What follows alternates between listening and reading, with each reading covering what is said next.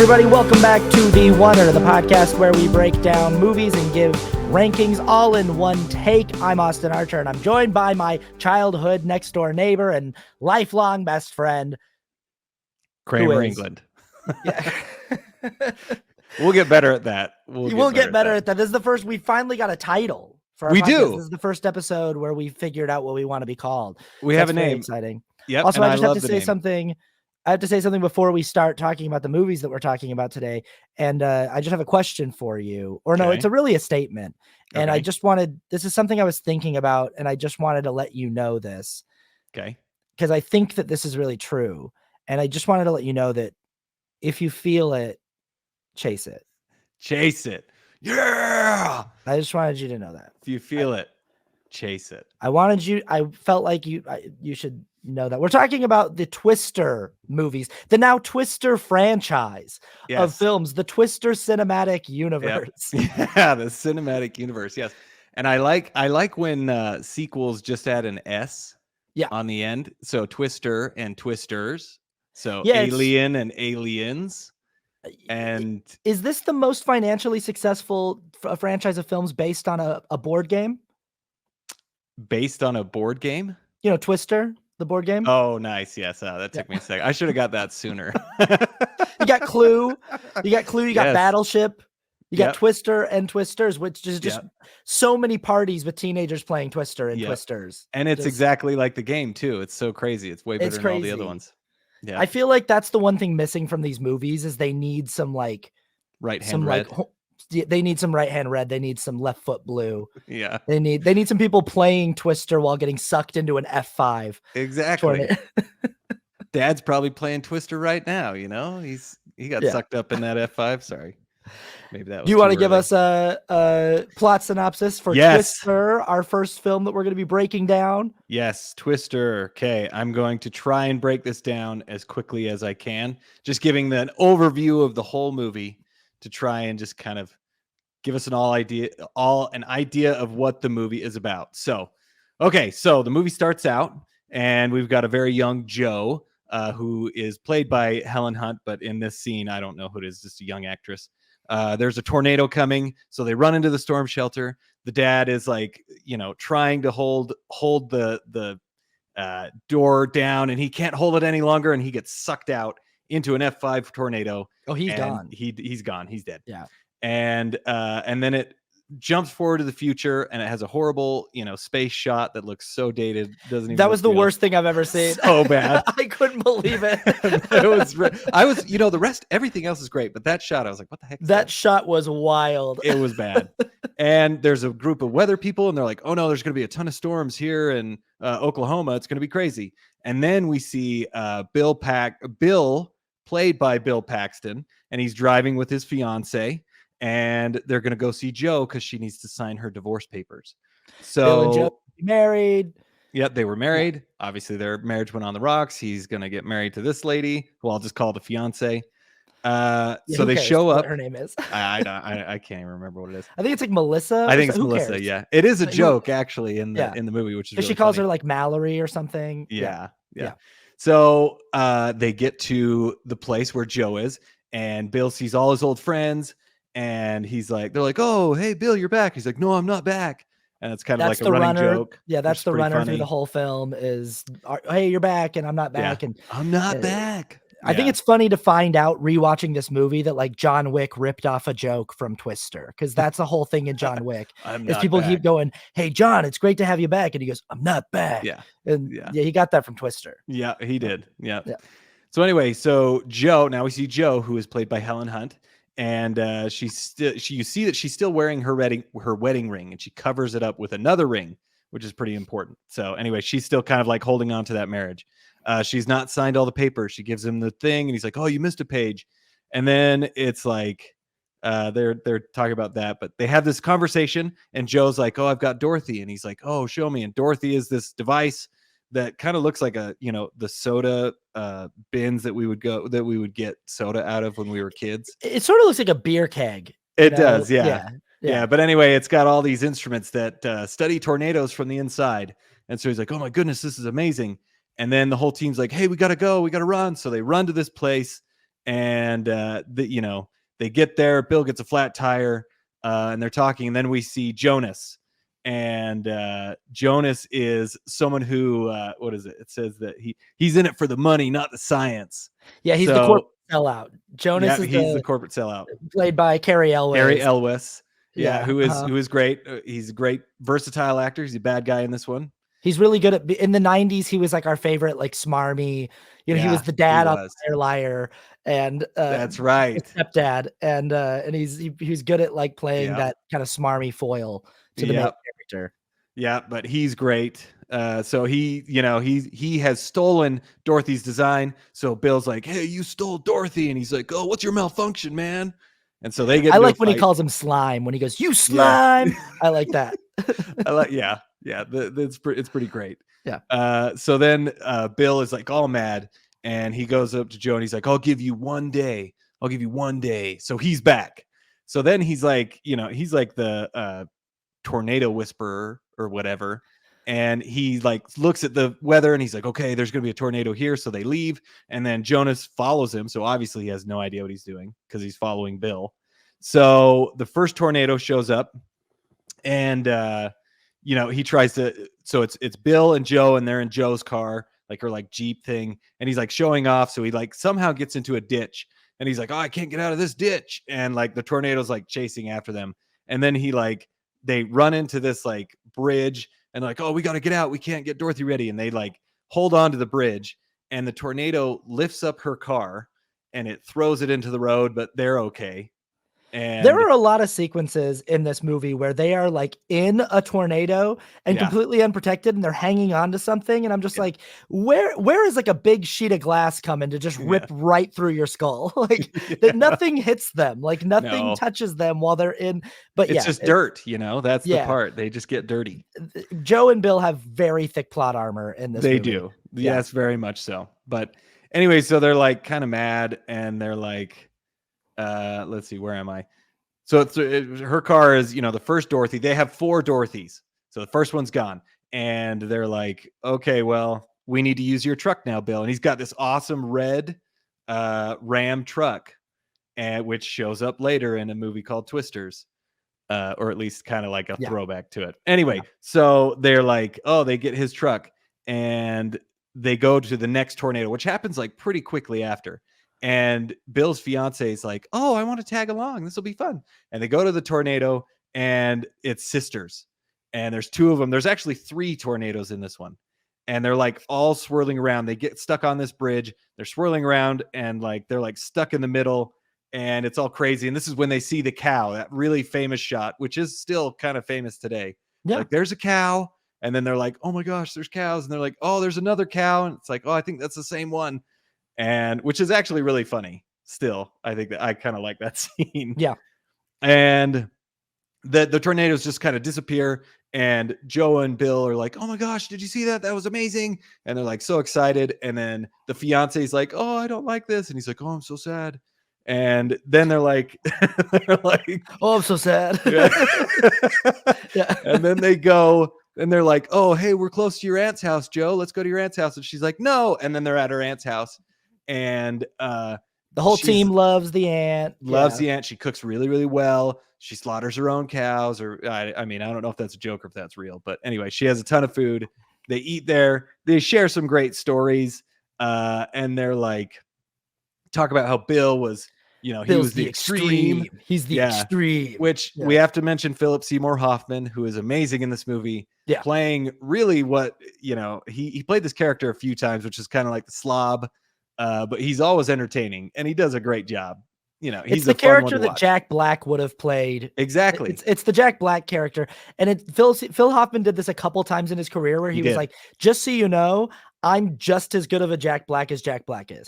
I'm also one of the best character actors in Hollywood, but also I can do Jack Black as good as Jack Black, if not better." He does it in Along Came Polly, and he does it. In this movie, he is great. I love his character. And he's always just funny with the fiance too. He like takes her at certain points. But anyway, so they're at the aunt's house. We find out that Joe still loves Bill. The aunt comes in and talking to Joe, and she's like, "Oh, you still love him?" And she's like, "Yeah, how do I let go?" All that. Anyway, so she still loves him. And then they're like, oh, there's another tornado coming. So they've got to go, and they end up chasing another tornado. So let's see. And then they go to this one that's like really crazy. They're like trying to find it. They can't see it. And they're like, so Joe and Bill are in the car and they're chasing after it, but they can't see it. And it's supposed to be just right over this ridge. And then they see like a boat that's coming towards them, and all this debris is coming. And then there's a power line starts exploding because it's the 90s. And then one of the power lines falls and it hits Dorothy and it kind of wrecks it. And he's like, we got to get out of here. And Joe's like, no, we can't go. We've got to get Dorothy. And they like end up leaving Dorothy and they get out just in time. And then she like goes back to try and like pick up all the sensors, I guess, and like throw them in the tornado. But they have this conversation and Bill's all mad. And she's like, you've never seen a tornado miss this house and come after you. And he's like, oh, like, that's what you think happened. And then he's like, you missed out on the best part, which is me. And the fiance hears this over the radio. So she's like realizing like, oh no, they still love each other. And so then they end up at this motel / diner / drive-in movie theater. And it's like awkward for them. And then like very famous scene. The audience is watching The Shining. They're watching The Shining. It's all scary. And so it's like Joe ends up signing the divorce papers and she like gives it to him, but then a tornado's coming and it's like a big tornado and it rips through, which is great. It rips through in the scene when Jack Nicholson is chopping the door, right? And it's a great shot. Oh, great shot. The screen coming apart while he's chopping through the door. It's really good. Which they did that in the next one as well in a similar scene. We'll get to. Yeah. Really cool. And no one's expecting it. So they all have to like there's a bunch of cars flying around but luckily no one's really hurt. The one dude gets like hubcap. He gets a hubcap across his forehead. Yeah, he gets a hubcap across his forehead. Yeah, so like he's like, oh, anyway, he's all hurt, but that's the only thing is he's got a slice on his head, which if you want to get sliced, apparently that's where you want to get sliced. But anyway, so they're like all this destruction, and then Bill's like, they're like, oh no, it's going to the aunt's house. It's going to Wakita, I think, right? And they're like, oh, we got to go there. And Bill like goes up to his fiance and he's like, hey, we got to go. We got to save. And she's like, no, it's okay. We're going to break up. And he's like, oh, are you sure? Like within 24 hours, within 24 hours, their engagement is totally ruined. And she's the timeline of this movie is crazy because it's like 5 tornadoes in 24 hours. He goes to like have his ex-wife sign the divorce papers. And within 24 hours, he's like pretty much almost. And really, it's like pretty much immediately after when they see each other that it's like, oh, well, these two are getting back together. Yeah. You know, it's like, and him and his fiance break up and they're like, it's like a totally amicable breakup. She's just like, go get her, Bill. Yeah. He's like, you're okay. You guys will do great. Yeah. It's like, okay, all within 24 hours. Wow. Yeah. So anyway, they're like, okay, well, we got to go. They save the aunt from her collapsing house and they get her out just in time. And that's a pretty cool effect too. When the house collapses, that's a pretty cool, like, I thought it was a pretty cool scene. Thought whatever set rigging they did to build that house and have it collapse in on itself like that was pretty cool. Because it's all done practically. And today it would absolutely be done digitally, but they do it practically and it's pretty cool. Yes, and it's great. So they save her and then like there, you know, he's like, Bill's like sitting there, he's like, oh, I this might have been a little bit earlier, but he's like, oh, I think Dorothy might be too light. I think he said that back at like the motel thing. And then like they save the aunt and he looks at her wind chimes, he's like, oh, I know what to do. And so then they like all get together and they're like, oh, there's a big F5 coming. So they like attach Pepsi cans. They basically make kind of like a propeller for each little sensor. They make a little like helicopter propeller out of aluminum. I never noticed this growing up, but they've got bloody hands. Like all of the people cutting up the Pepsi cans have like blood all over their hands. I was like, I can't believe they put that detail in there. That the whole team even notice that. That's making the little sensors their hands are all sliced up bleeding from the aluminum. You know, funny little detail they put in. That is a cool detail. Yeah, but so they give them propellers. They put them all in and they're like, okay, we've only got 2 Dorothys left. And so they go to this F5, which is huge. And the first one, they try to go and they set it, they get it all ready, but then like this huge tree comes and just like knocks it out of the road. So that Dorothy's gone. They only have one left. And then they see another tree comes and hits his truck and high centers it. And they're like, oh no, we can't like get out. But then there's this huge tanker, like oil tanker or something, like comes and it hits the ground and then it like dislodges them. Another pretty amazing practical effect. I don't know if you know, they actually dropped a tanker in this movie. That's right. They dropped a real tanker on the street and blew it up. So that's pretty cool. It was amazing. Yeah. And so it hits them off and then it like lifts up again and then it blows up, like real big explosion again, because it's the 90s. Everything has to explode. That's the practical effect. Yeah. Yes. And you know what? I love it. It's so cool. It's great. I know it's dumb, but it's so cool. Yeah. And then so they're like, they barely get out. And then like Jonas is following and wait, but we missed, I think, in that sequence, one of the coolest practical effects in the entire movie, which is when they drive through the house. Yeah, that's not happened yet. Oh, that hasn't happened yet. Okay. I don't think that's happened yet. All right. Because they're kind of safe, but Jonas is closer to the tornado. And they're like, Jonas, it's changing course. You need to get out of the way. And he's like, oh, don't listen to him, even though he's like listened to him the whole time. And the driver's like, oh, maybe we should listen to him. And he's like, no, you do what you're told or whatever. And he turns off the radio. And then this like huge beam like comes and impales the driver. It's a wild death that they give this driver who has done nothing in the movie to deserve this. Like he's just been like kind of Jonas's lackey. Yeah. And then like, if anything, Jonas should be the one who's getting the pole to the face. Yeah. You know, but like they give his driver who's just kind of been there. They give this guy an absolute decapitation. Oh yeah. It's a bad one. So he goes through the driver's side, lifts up the car, throws it down. It blows up because it's the 90s. And he's gone, like no chance. And they're like, oh, he's such an idiot. And they're like, oh, we still need to do this. So they're driving. And then they see all this debris. I hope this is right. Anyway, I think this is what it was. They see all this debris and it falls. And this scene is awesome. She's like, left. And he goes left and right. And he goes right, left, right. And they get it's from a tractor yard. It's like it picks up all these tractors and it's dropping down tractor pieces and he's swerving in and out of those, and then a big giant house, and then a house rolls on its side, and and they drive through the house, which is awesome. And it's again another amazing practical effect shot of this red Dodge Ram actually ramming through this house, and it goes through like the bathroom and a bedroom, and it's amazing. It's really cool. And they come out the house and they're fine, and they're like, oh my goodness, that was crazy. And then like, okay, we have one last chance, and they like go through a cornfield. And they decide to put the car, they're sacrificing the car, and they keep Dorothy in, they get it all ready, and then they go through this cornfield and keep cruise control on, and it goes and it lifts, and you see all the sensors come out, and they're like, oh my gosh, we're getting so many readings. And they're like, wow, we did it. This is amazing. They're all so happy, and everybody's happy. And then Bill and Joe are like, oh crap, it's coming after us. So they have to run. So they just like book it. And they first book it into this barn, but it's full of knives, which I thought was kind of funny. And I still don't really get the point of it, but it was just funny. I remember growing up, I thought that we were like all of a sudden in a horror movie or something. Yeah, it is this weird. Yeah, it's weird. Yeah, but it's great. So it's the line that she says like, who are these people or something like that. And I think it's just meant to be a funny line. But as a kid, I thought like, oh no, they've stumbled upon a house of serial killers or something like that. That's what I thought too. Yeah. So they're like, oh, we got to get out of here. So they leave that place and it totally destroys the barn. They get into like a shed. It's like some watershed. Anyway, they're like, okay, well, they're like, they have these like belts or like horse reins or something. And they're like, oh, there's a pipe in the ground, and like, okay, this pipe goes 30 feet down. So they attach the belts to the pipe and they put them around them.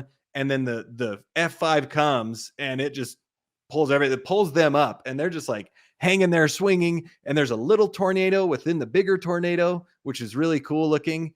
And then they're like in it, and then it just like stops, and they're like, so happy, and they love each other and they kiss each other and everything works out, and I guess they live happily ever after, and that's kind of the movie, and it ends. And and they don't get they don't get hit by anything. No, they're fine. They're in an F5 tornado, and because they're harnessed to this thing that goes 30 feet down, no part of the shed hits them when it gets ripped apart.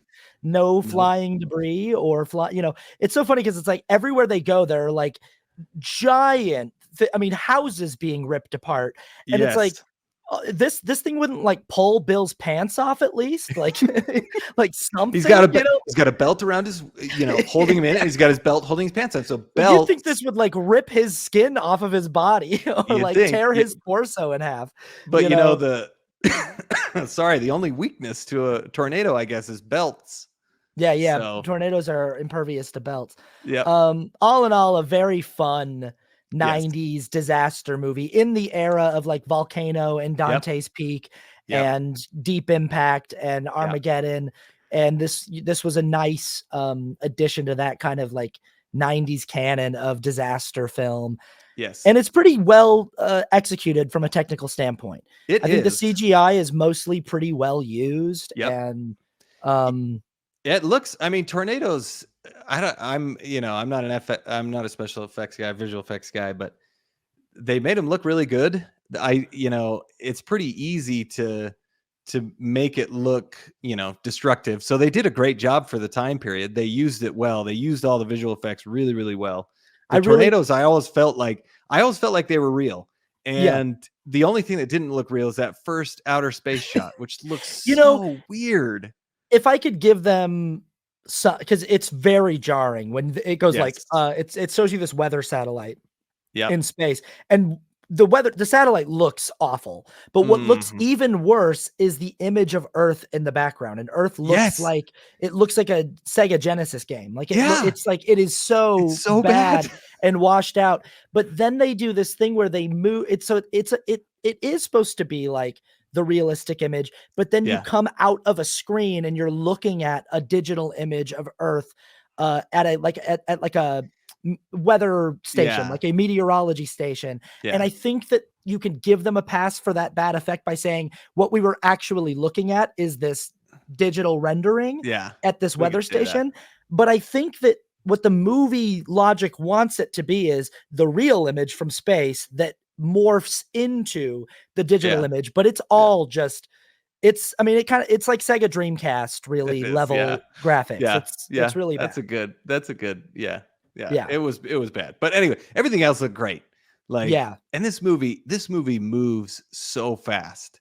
Like I gotta say, and I'm gonna talk about this in rewatchability when we get to our scores. It like the timeline of the film is about 24 hours. And in 24 hours, there's like something like 5, maybe 6 tornadoes. I think I counted 5. There's the one at the very beginning of the film. That's 30 years before the action of the film starts. There's the first one right after Bill tries to get her to sign the papers. There's the next day with the sisters, but you said that there's 3 in that sequence? I'm pretty sure there's 3. So that's 4 total. And then there's the one that gets her aunt and the one the next day. And I don't know if the one that gets her aunt and the one the next day are 2 different ones, or if it's all just the same F5 but I think they're supposed to be 2 different ones. So it's like 6 tornadoes in a 24-hour span. Yes. And I still found myself a little bit going like, all right, get to the next scene. Like, I already know what's good. Like when they would be like eating lunch at the aunt's house or something, like, I don't really care, guys. Just get, just get to the tornadoes. Just do the tornado part. But I think it is paced really, really well. Yeah, it is. And that's good because this movie knows what it is. It wants to get to the action. It's paced a lot better than Twisters. It is. Twisters, I think there's a lot more tornadoes in this one than there are in Twisters. No, there's more tornadoes and Twisters. Oh, so there really are. I counted them last night because I was like sequel law is you have to, especially if you're gonna go from Twister to Twisters, you can't have fewer Twisters in Twisters than there are in Twister. But Twister sets down a pretty high watermark of like, hey, 6 tornadoes in 24 hours. How are you going to up the ante in the sequel? We will get to that, how they did that. But it weirdly, Twisters feels sloppier and sloggier. This movie is a lot more economical. I mean, like talking about like from the jump, the whole inciting incident is He shows up at the camp of his former tornado chasing team. Yep. He's got a goal. I'm here to get Joe to sign the divorce papers. And within 5 minutes, she's shown him that Dorothy has been made and we're about to go set her free into a tornado. And he's like, all right, I got to see that. Yeah. And well, actually what happens is they take off and he follows because she forgot to she forgot to sign the papers. She forgot that's right. Yeah. But it's like the movie's like off to the races immediately. It's like we are already chasing tornadoes in the first 5 minutes of the film. And it's very well. Yeah, you see the tornado at the very, very beginning, which makes you like, okay, good. And then they get into the story real quick. And it's off to the races, really. And it's but it's good. It's all, the story is good enough to where like the parts that about their marriage were good enough for me to stay interested in the characters. Like it was a lot more interesting to me because they had a history and like, there's mystery to what happened before all of this movie happened. Right. Yeah. And I really like when there's stuff that happened that we don't know about, but they know about. And so this story is good enough to keep me interested in them as a couple and as characters, but it never went too far. Like it never like, I mean, I guess you could say it got a little melodramatic at some points, but like it was interesting enough that it's like, okay, this is keeping me going when there's not tornadoes destroying everything. Well, and also, I mean, there's enough context to guess at what the problems were in their relationships, in their relationship. And it's pretty obvious. It's just like that the connection between these two people is their shared adrenaline addiction. That they share this love of storms and tornado chasing. And this passion for understanding what makes a tornado work.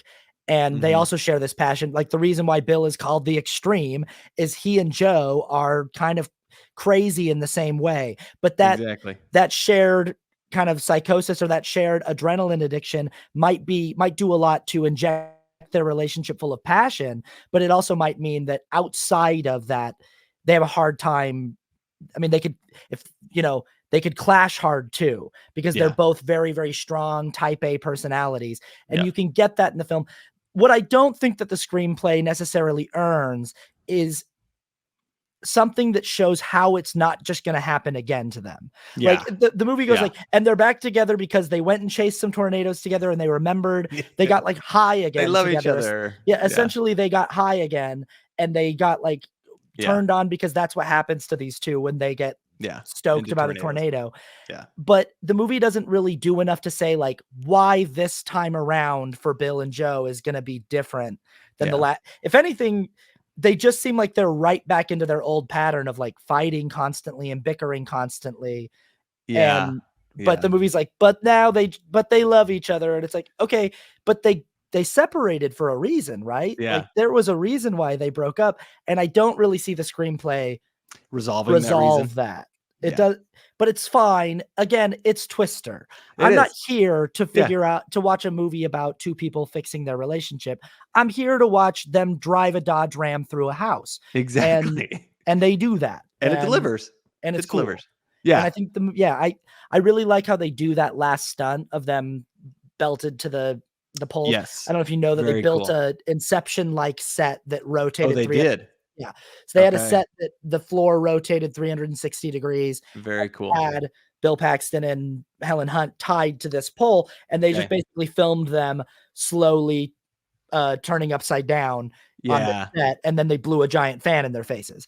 And that's great. So pretty cool way to execute it, and it's pretty good key work for this period in special effects. Like they had to key out a lot of the skies and change the skies to look different throughout the entire film. And it's a pretty good 1990s use of special effects and a mixture of practical action set pieces. And this movie I think really holds up a lot more than some other movies did. I mean, obviously Jurassic Park is kind of holds up the best. That came out in 1993. This came out in 1996. But they use it really, really effectively. Like the visual effects that they use are great. And it's a lot better. You see a lot worse. But the fact that they use so many practical effects is what makes it so fun and exciting. Like when they drive through the house, they're driving through a house. Yeah. Like obviously it was a lot, it's like it's real. They're driving through. There's just something about the practical effects that kind of puts it on a level that makes it more fun even than Twisters, because there's some of the stuff you kind of see like, oh, that's just digital effects. It takes you out just a little bit. This one though, the practical effects makes it more tangible. When they drive that car through that house, your brain goes, oh my gosh, how did they do that? Exactly. What kind of set did they build because you're watching it happen and you're going, obviously this is rigged for a stunt driver to drive through it, but it's such impressive production design and stunt work. Yeah. And your brain knows that you're watching something that people had to really figure out. Yeah. And there's just a different feeling when you see that. Yeah. Did you ever, when you were growing up watching this movie, did you ever get the feeling that the movie was sort of setting up that there could have been something between Melissa, the fiance, and Dusty, Philip Seymour Hoffman's character? That I kind of, well, he's totally into her. Yeah. He's totally perving on her. He's perving on her. He's whispering things into her ear. He's being like way too all over his friend's fiance. Yeah. Way too early. Yeah. I got, I think I kind of got that. He definitely likes her. You never know. Maybe they end up together. They should have had a sequel about that. I think that it's sort of one of those like Addams Family things where the woman winds up with Cousin It, like when she first shows up to the house, Cousin It is like flirting with her and going like, and she's like, what is this thing that's covered in hair? But by the end of the movie, she's dating Cousin It. And I thought that was the sort of dynamic, is like initially Melissa, the therapist, is disgusted by Dusty because he's so weird and odd and he's whispering things like the suck zone into her ear. But by the end of the film, somehow she's converted into like, she's got Dusty fever. It's okay that Bill and Joe are together because Melissa is going to ride off into the sunset with Dusty. But like, I think that the movie probably felt that was a little too silly, but I kind of think with a movie like this, it's like, go ahead and be silly. Just it's Twister, dude. It is. Yeah. No, but this, I think I got that same, I had that same thought, but it is silly. It's fun, but that's kind of what I love about this movie too, is that like it knows what it is. There are definitely the times when it kind of gets into the dramatic parts that don't really hit fully, but like it knows it's an action movie. Directed by Jan de Bont, who did Speed, and he did a few other. He really hasn't done that many movies, actually, surprisingly. But he's got a pretty solid list of things that he has done that worked, Yes, and he was a cinematographer for a ton of movies. He veered, he did directing, so he did Speed, Twister, Speed 2, Cruise Control, The Haunting, and then his last movie that he did was Lara Croft, Tomb Raider, The Cradle of Life.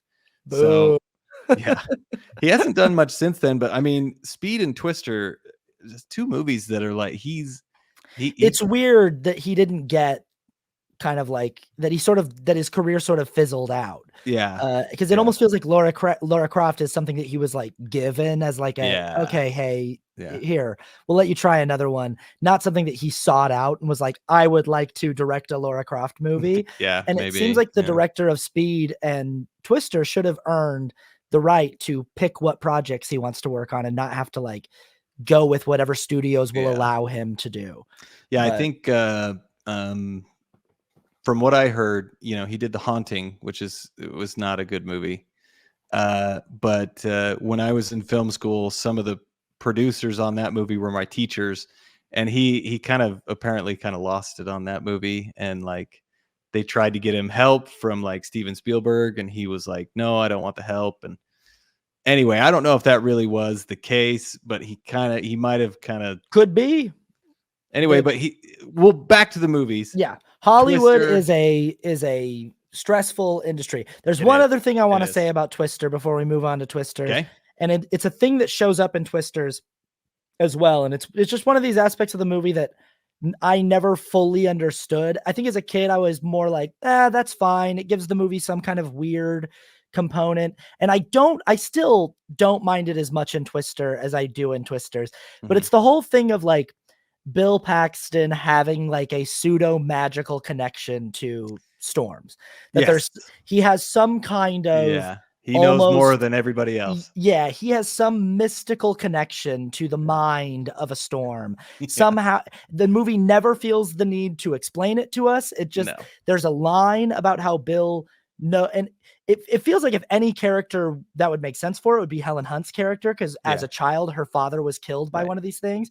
And then maybe that gives her some kind of like insight into it. It feels weird that they give it to him and not to her. Yeah. But it's still like, it's something that the movie does to sort of earn why the team needs Bill, why the character Jonas is a sellout, not the real deal, and Bill is the real deal. Why being a weatherman is sort of a demotion for Bill, because Bill's not just a weatherman. He's got some kind of magical connection to storms, but it doesn't make a lot of sense. And it's not, the movie doesn't really feel any need to actually explain what that is, but beyond just being like, Bill knows something. He's got something.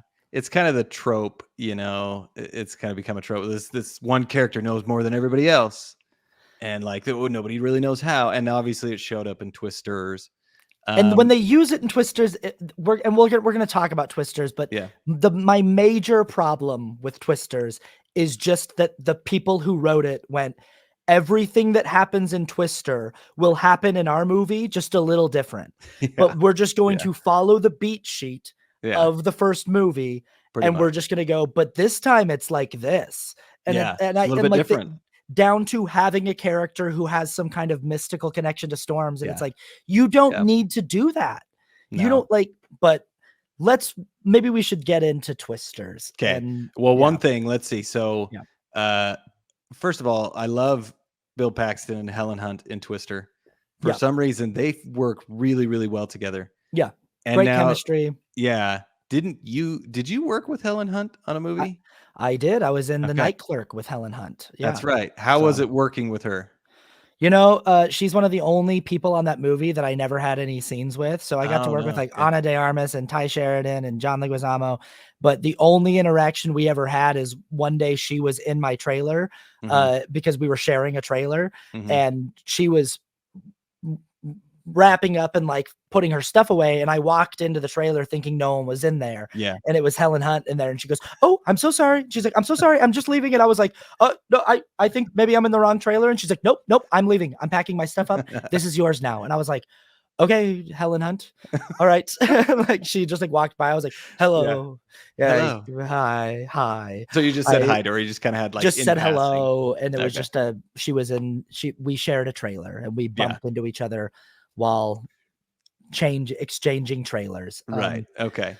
Well, I there's something about Helen Hunt, and especially in this movie, like she's really good actress, and she sells this part, even though like it is a little ridiculous. Like she sells it, and so does Bill Paxton. No, you're absolutely right. The cast in this movie is great. The entire team is great. The guy who plays Cameron in Ferris Bueller, he's great. Oh yeah. Todd Fields is in this movie, who's a director. Todd Fields made the movie Tar with Cate Blanchett. He wrote and directed that movie. And he plays the guy that like sings Oklahoma. That's like, Oklahoma, when the wind comes. Yeah. And that's so funny. Yeah. Todd Field. Sorry. He is in this movie as like great cast. One thing I really like about the cast of this film is that they look like real people. I knew from the trailer of Twisters that I was like, Twisters is going to bother me because everyone's going to be too hot.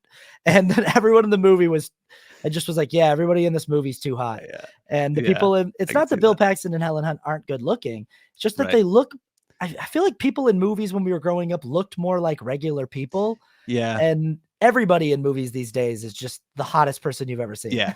Yeah, they weren't like supermodels. I feel like everybody today is like a supermodel, and back then they were a little bit more normal, more distinct, than normal people, but not like supermodels. Like this one, there's a lot. But anyway, okay, well, let's move on to Twisters. All right, let's do that. And The sequel, literally nobody asked for. We didn't. But Yeah. I'm not gonna lie, I still had a lot of fun with this movie. Sure. Yeah. There's definitely stuff to have fun with here. Yeah. There's a lot. But okay, let's go through and do the same thing for Twisters and kind of break it down what the movie's about. So the movie starts out and we meet Kate and her friends.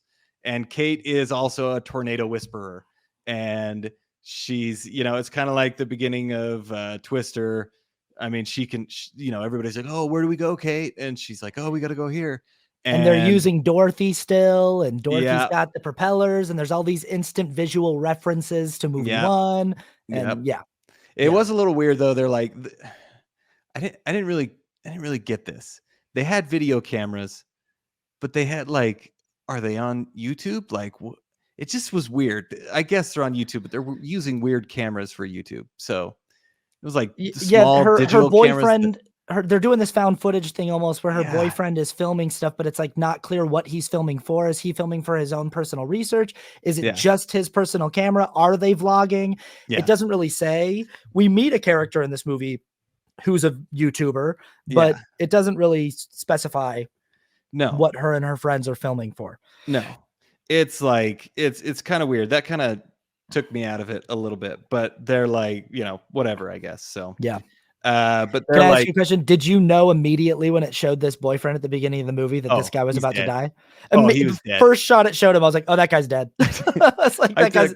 I'm like, first of all, I've seen the trailer for this movie, Twisters, so I know that's not her romantic interest in this movie. I thought that it's funny. So I took my two sons and then one of my son's friends, and we all went together. And so I sat next to my one son, and the boyfriend comes on screen, and I turned to my son and I said, oh, he's dead. And he's like, what?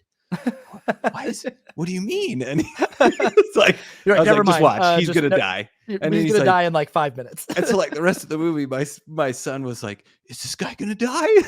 I was like, why do you know who's going to die? It was like, how did he know that? Like, so that was pretty funny. Yeah. He was That's like, funny. Dumbfounded that I knew that someone was going to die. Yeah. But anyway, so she's got like her friends, like the nerdy friend, her boyfriend, and then Sabrina the Teenage Witch, the new one, not the old one. And they're like, oh, let's go chase this tornado. So they go and they chase this tornado. And then like, I don't know. They've also got an escalation from the first film. The first film is we want to send sensors up into a tornado to understand it. This film is we want to send chemicals into a tornado to collapse it. We've got to heighten and escalate because it's sequel law. It's a sequel. Yeah. So they're like, oh, we got to do it. So they release everything. I kind of felt like from the first part, it was like it made it stronger.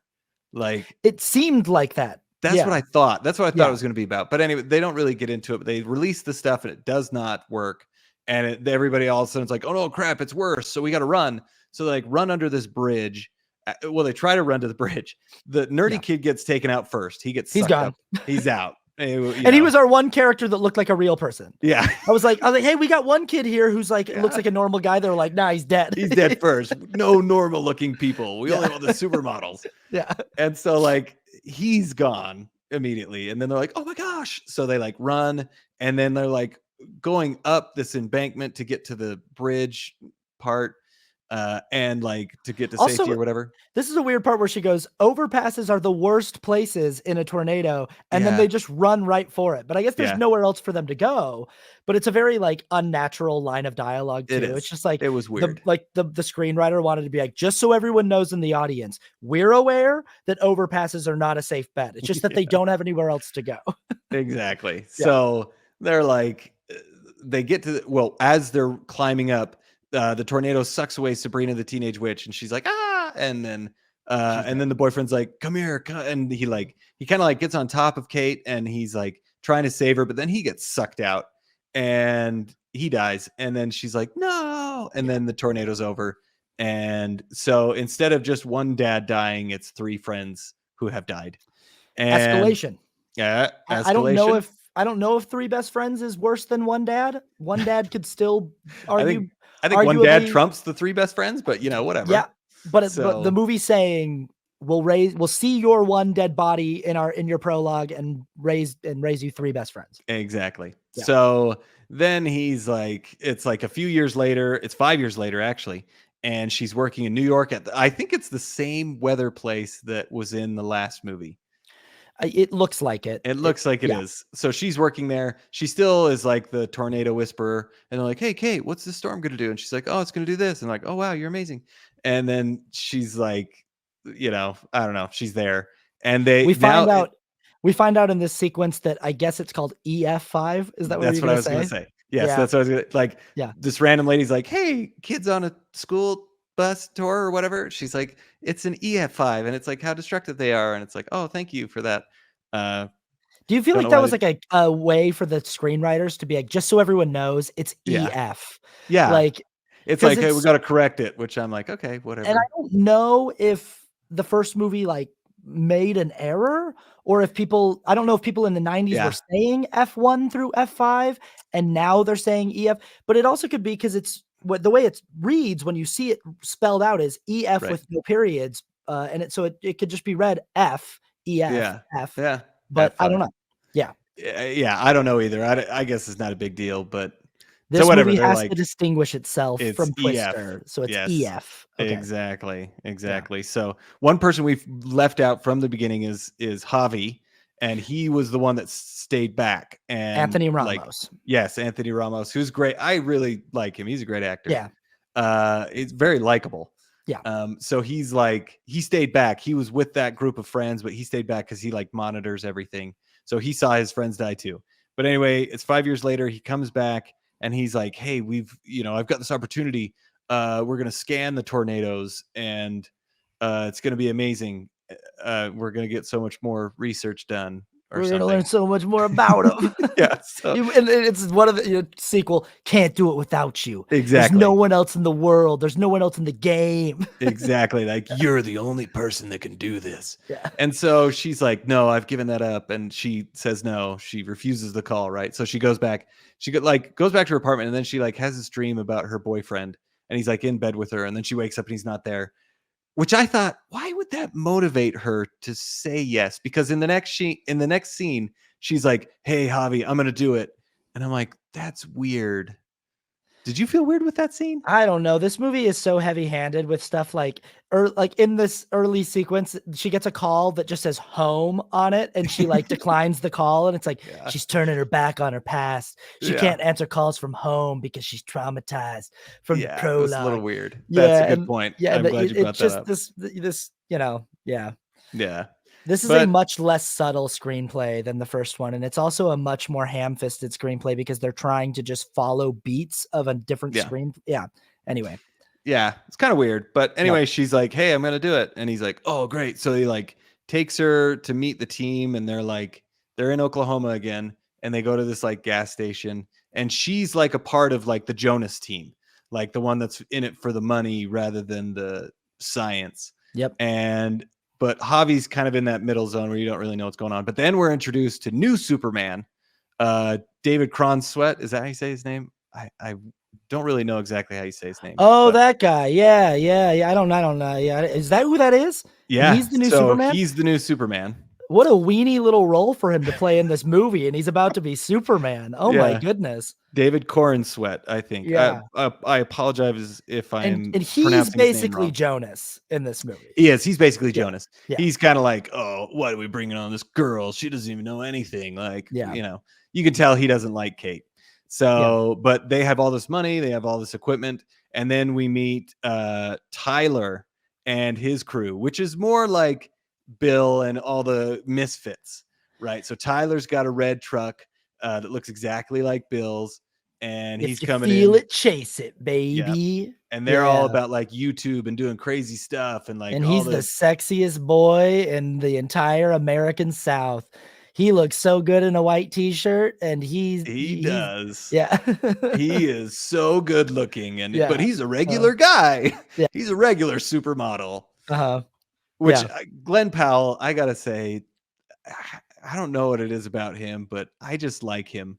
He's not just a pretty face. He's not. He's got charm. He Okay. does. He's got a lot of charm. He's got, Even as in the kids say, Riz. Yes, Okay. he's got Riz. He's Yeah, rizzed up. he is. Yeah. And like he's there's something about him I really like.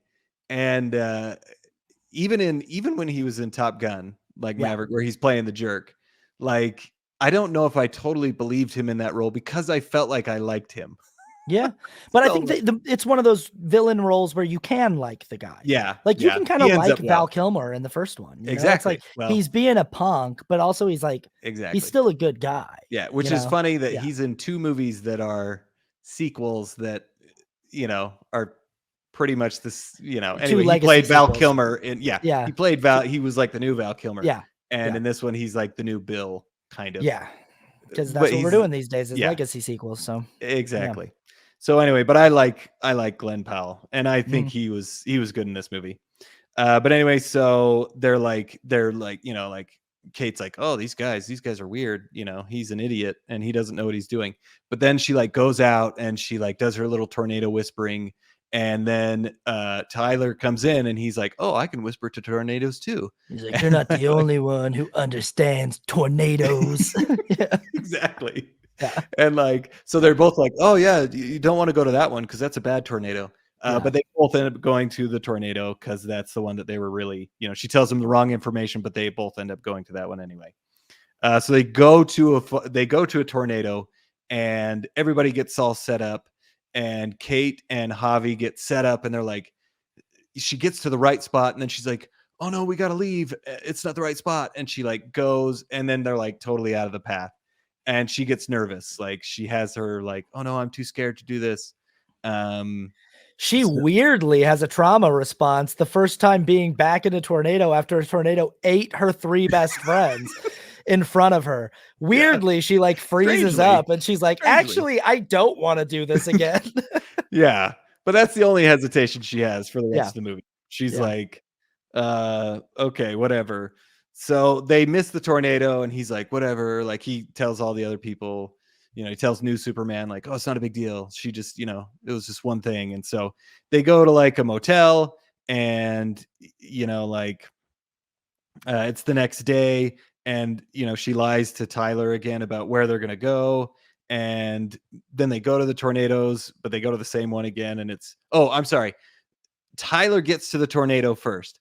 And he has this British guy with him who's like documenting everything. And they have these straps, and he's got these like screwdriver things in his truck that screws him to the ground. And so it's a pretty fun little tool. It is pretty cool. Anchors his truck into the ground.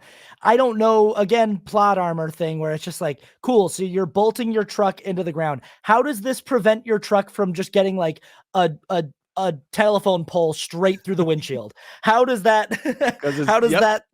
like, cool, you bolted your truck into the ground. You have locked yourself into a position where a boulder can just slam through the windshield and into your face. I don't know how. Yeah, but whatever. The movie tells us it's fine, so we just go along for the ride. Yep. So we just go with it. Yeah. But anyway, so he shoots fireworks up into the tornado, and it's like, hey, you can shoot fireworks into the tornado.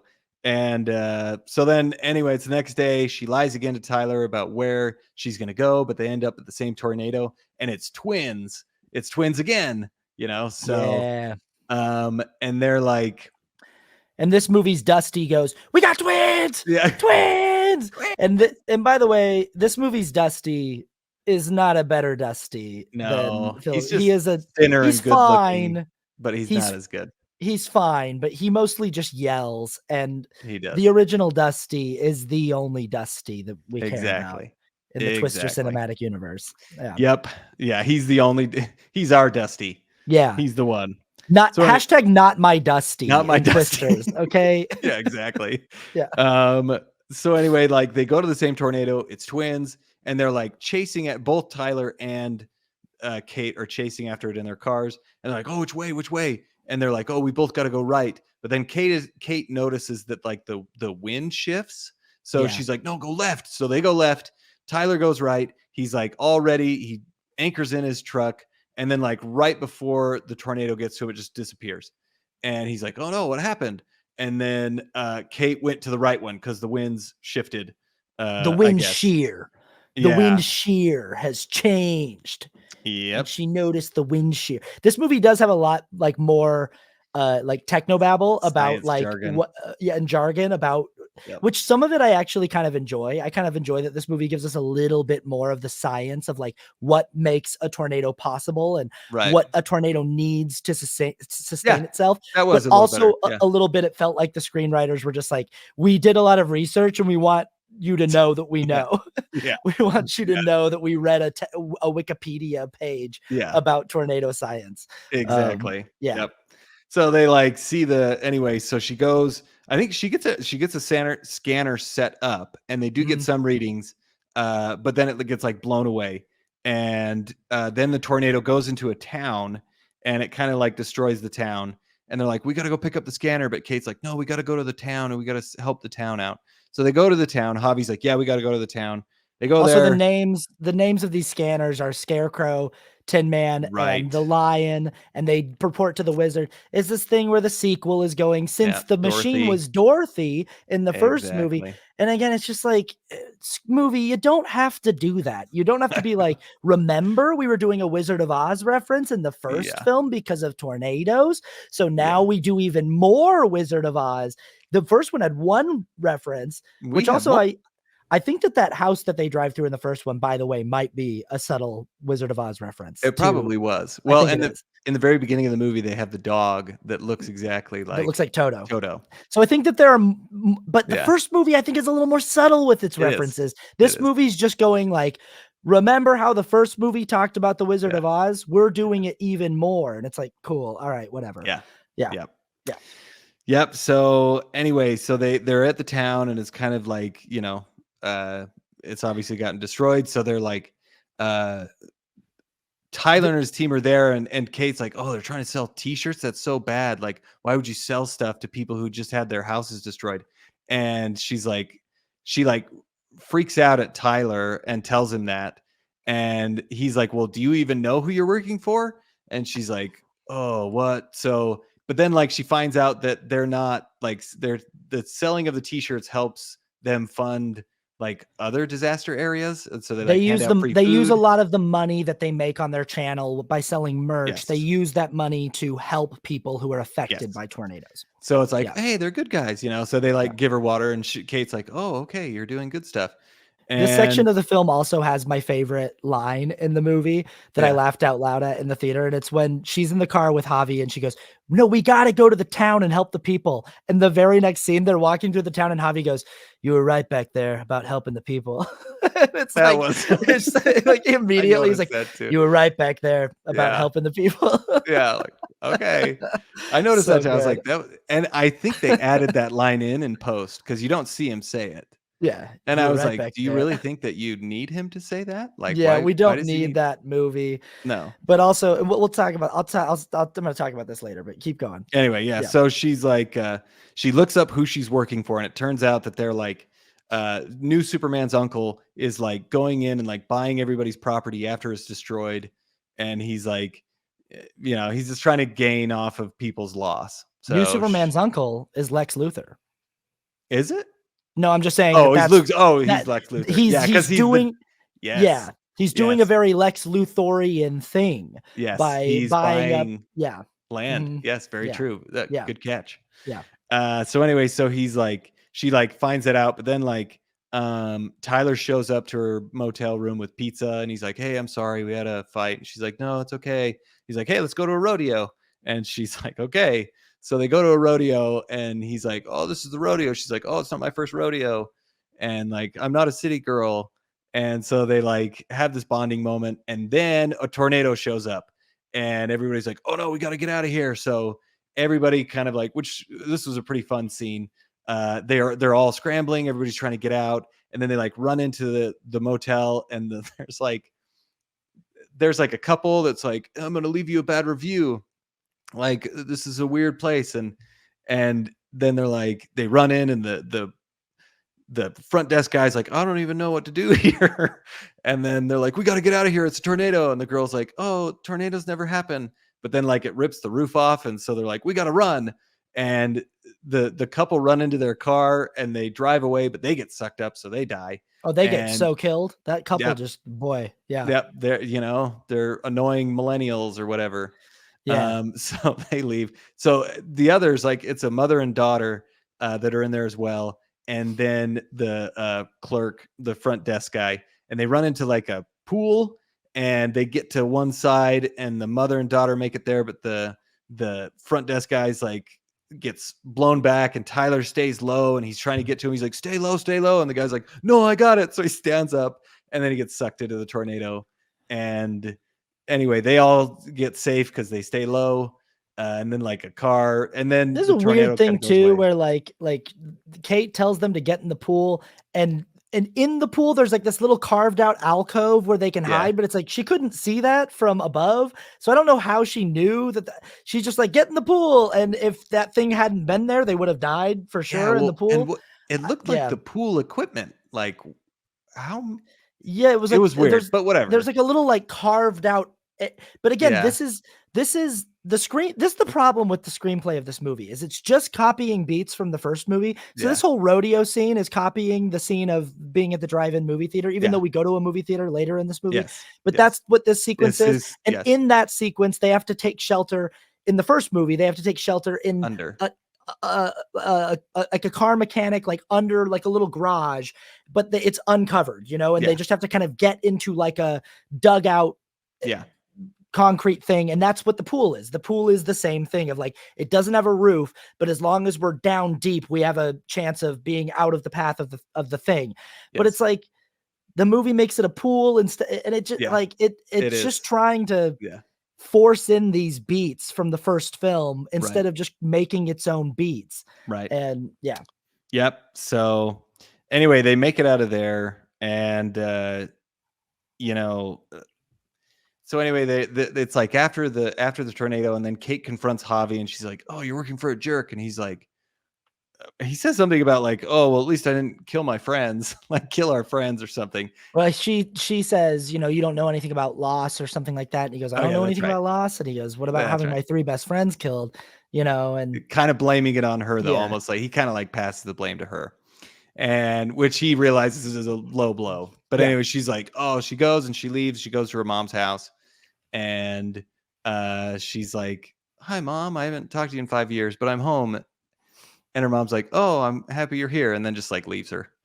Like that Maura was so Tierney, weird. interesting connection here. Maura Tierney, who Yes. almost marries Carrie Elways in Liar Liar, Ah, is the yes. mom in Yes. Twisters. Yes. So, Carrie Elways and Maura Tierney, There we a, go. a couple in Liar Liar, are both That- are both characters in the Twisters franchise.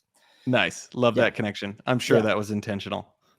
Yeah. Jim Carrey makes a cameo in the background as Fire Yes. Marshal Bill in both films. Yes. If you're paying attention. Wouldn't that be great? That would be great. Yeah. That would have made the movie better. Yeah. Anyway, so like she goes to her mom's and she's like, I don't know what she's doing. She's like, feels like she's done. But then Tyler shows up and he's like, hey, I'm here. And then the mom's like, oh yeah, you're gonna stay for dinner. And he like finds her research and he's like, oh wow, what do you have here? And she's like, no, don't look at that. And he like looks at it and he's like, wow, this is pretty amazing. Like you just need to do some more research or something Some to tweaks to your model. We got to fix the model, but we can make this work. She's got this whole plan to tame a tornado or yes. collapse a tornado by putting these having these chemicals get sucked up into it. Just the same way Right. that in the first movie it was going to be sensors. In this movie, it's these Yep. chemicals that are supposed to like suck the excess hydration, moisture out of the tornado and deprive it of the moisture that it needs to sustain itself and collapse the tornado. It's an interesting concept. And he says he thinks that he can help her do it. Yeah. And he it's like using stuff in babies' diapers or something. Yeah. So anyway, and I did think it was funny at the beginning of the movie, they made sure to mention that like, oh, it's all eco-friendly. And I was like, okay, that's weird. But yeah. Anyway, so it always makes me think like, this sounds like a cool idea, but I feel like if this was real, they would have done this by now. Is that just me? Like I was totally 100%. Like, if we had a way to shut down tornadoes by having we would do it. them suck, Yeah, and the movie, again, you're totally right that the first time they try to do this stunt, the movie seems to be saying that not only does it not work, but Makes it it like worse. makes the tornado mad. And the Yeah. tornado like it's like the tornado like gets angry and becomes Yeah. bigger. It's like, how dare Yeah. you try Yeah, like, to no. like no, but it's like It's like Popeye spinach. Like it yeah, makes it, oh, you've given me a boost. it's Like, not just that it doesn't work, it also turns what seems to be like an EF2 or EF3 yeah, into an EF5. exactly. But anyway, they Yeah. seem to they run a new model on Tyler's computer and they think we Yeah. can get it right. We can Yep. We they can do fix it. some stuff, they tweak some stuff, and they think they can nail it. Yeah. And they're like, they try their experiment. They go on like a small tornado, but it doesn't work. And like, then she needs data from Javier that they got. And he gives it to her. Right. But okay. My son had to go to the bathroom at this part. So I missed this part. So fill in anything that I This missed. is just the movie letting us know that there's a little love triangle happening in this. And Yeah. again, this is another huge problem that I have with the screenplay is it's setting up all of these things that are without explicitly saying it, but the movie is telling us that Javi has a crush on Kate and Yeah. probably always has. There's a scene Mhm. early on in the movie where he goes, hey, do you want to maybe hang out tonight after they've Oh, yeah. chased That's their right. first tornado? And she says, I'm kind of tired. And he looks disappointed that she doesn't want to go out with him. When he finds out that she's with Tyler, he looks really disappointed. And it's Yeah. not just that he feels like Tyler is maybe the enemy or something, but it's also that he feels like passed over Right. by Tyler. And he feels like Exactly. Kate never looked at him as a romantic prospect. So there's this line where she says, you should come with us. She tells Javi, you should come with us to try to tame this tornado. And he says, there was a time when I would have done anything for you. And he does give her the data on the tornado that she asked for, but he Okay. doesn't go with her and Javi. He leaves to go and stay on the tornado chasing team with new Superman. Yeah. But it's the movie's doing this thing where it's like, it's very clearly trying to make Yeah. The love sparks triangle. fly between Kate and Tyler the entire film. And Yeah. boy, Maura Tierney as the mom is like trying to get these two to hook up. Like Maura Tierney's like, She is. he's spending the night and he's Yeah. going to be here in the house and I'm going to be asleep with my earplugs in and she's like, so Yeah. whatever happens under this roof is none of my business. Like she is like trying to get her daughter, Yeah. It's like this, he's a really good looking guy. yeah. So But anyway. and we're gonna get to this, but the movie doesn't have the teeth or the guts No. to just do it. Anyway, Yeah. Yeah. yeah, So it's like anyway, the next day they figure out that like what did I put here? Oh, they like figure out all their data, I guess. yeah. And they're like, okay, we've got a tornado, and they go to like a fire tornado, and it like hits like a refinery, and then it like lights on fire, and Javi almost dies, and like Don't they he's try it stuck. in a tornado first?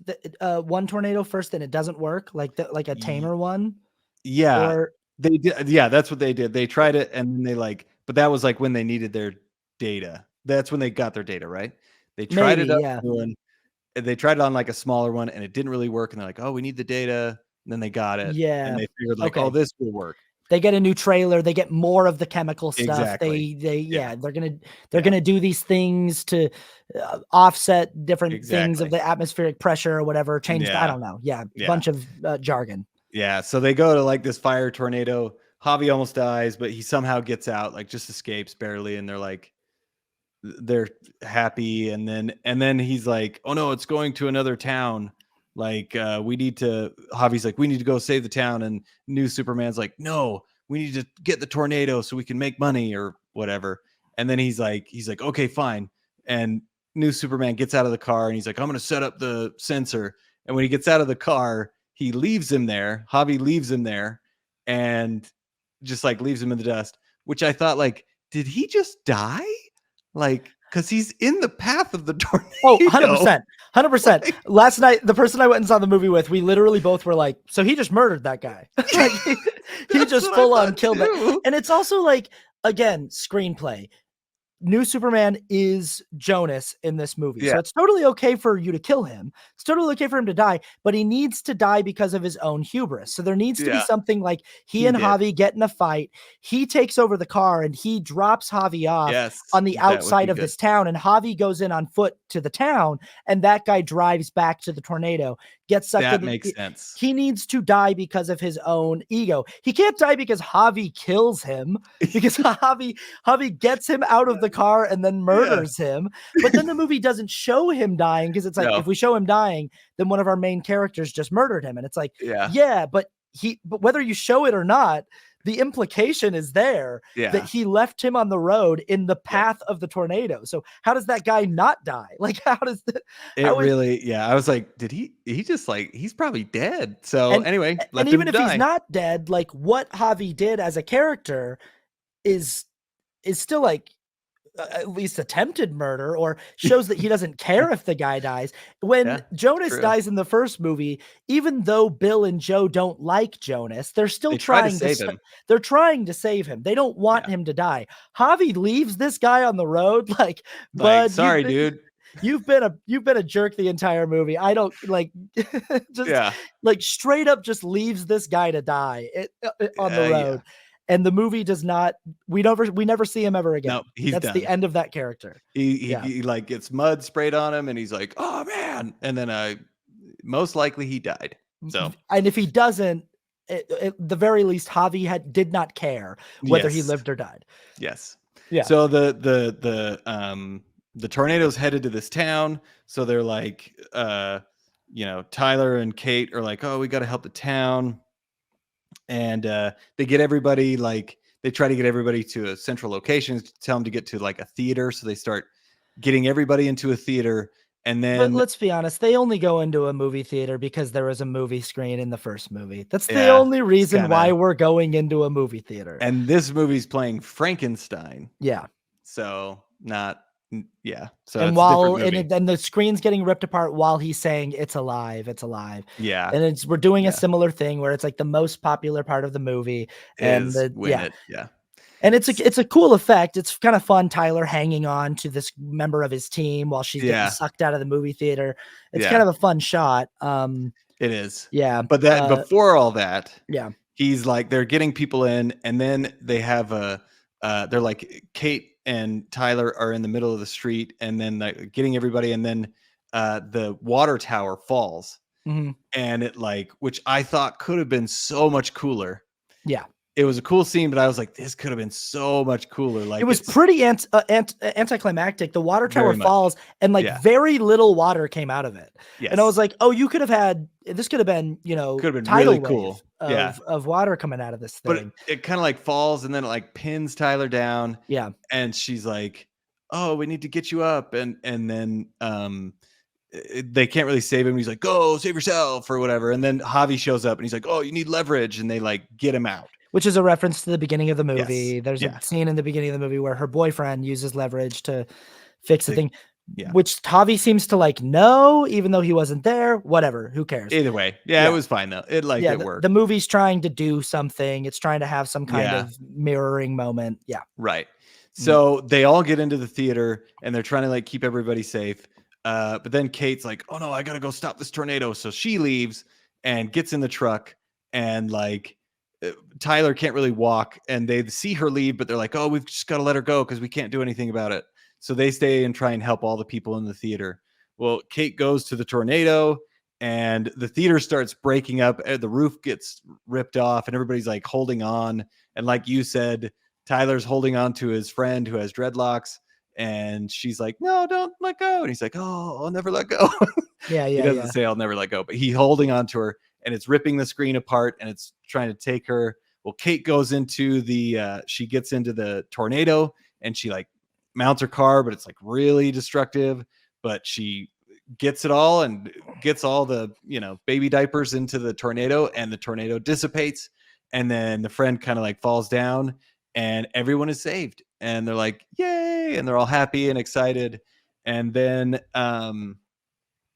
they're at the airport the next day, I guess, and Tyler's waiting for her Tyler's waiting for Kate, but Kate's she's like, going back to New York. yeah, she's To going her back to New job. York. Yeah. Yep.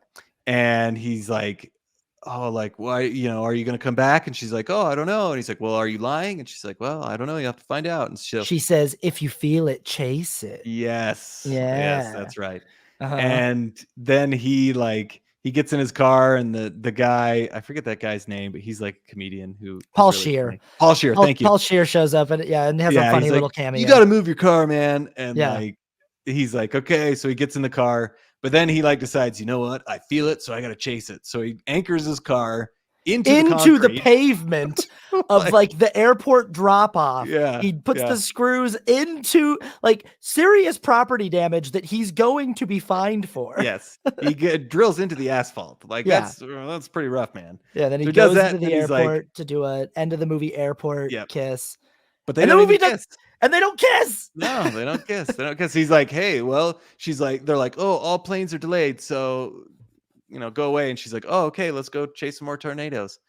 And then it ends. And yeah, they don't kiss, but they're together. So nah, this movie wussed out so much in the last moment. It made me so mad because it felt like it was doing this 21st century thing where it was like, Kate doesn't need anybody's help in the climax. She's going to save the day without Tyler. She's going to be the one to save the day. It's not going to be like Joe and Bill doing it together. It's just going to be Kate. She's going to be the hero. And I'm like, cool, that's fine. That's totally fine. I don't care. That's fine. Yeah. But then it's like the movie's like, and you know what? They don't need to kiss at the end of the movie. You know what? Actually, they can just be friends who share a love of tornadoes. And that's all this is. And I'm like, movie, you're twisters. Okay. Yeah. You're twisters. You're not above them kissing in this airport at the end of this movie. Yeah. Don't act like you're doing something. You don't act like you're better than them kissing at the. Don't act like you didn't set up the entire screenplay to end at an end of the movie airport kiss. This movie was building toward, and you literally have this entire scene where she says, if you feel it, chase it. He anchors his car into the pavement, goes into the airport, turns her around. Yeah. And they don't kiss. And then the movies just suggest that they just have a strong friendship and that's built on a mutual love of chasing tornadoes. And I'm like, come on, movie. Yeah. Get out of here. Yeah. It was They weird. kiss. Okay. Yeah. And they're boyfriend, girlfriend now. And that's what your screenplay was doing.